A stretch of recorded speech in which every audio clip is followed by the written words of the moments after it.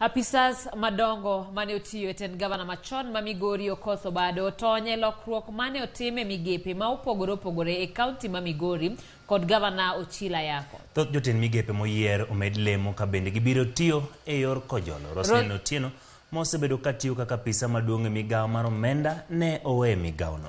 Otieno bende biro tayo migawo mar jotij piny ko owacho kod mano mar alwora.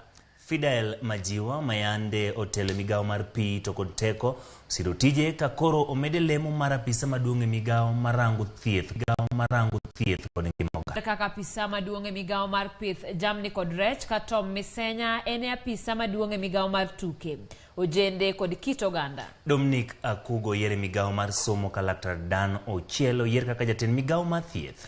E migawo no mar chenro mar kaunti okete Tom Kwasi ka Elfa Somolo biro tayo migawo mar loso apaya. Collins Balo tele migawo mar lo kod gedo mag udi.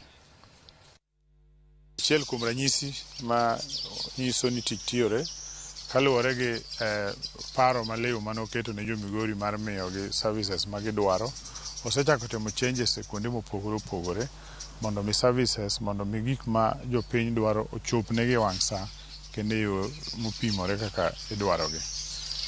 E jumane kawuono ang'eyo ni nitie moko moloso mosedhi mbele mosewuok kendo osechopo ne joma ofisas wegigo kendo adwa jiwogi ni ka giseyudo obokego manyisogi tich monego giti kaluwore kaka jatelo omiyogi gikawgi kendo giwuog gi yor haraka mondo gichak tijego ma ok odeko kata moko lewo nikech japiny to kia ni watimo mano nikech mondo los negi kaka giyudo lokruok. Gin gima gidwa neno ni lokruok no nitie. Kako biro gi thuru ng'amo biro ne mano to concern.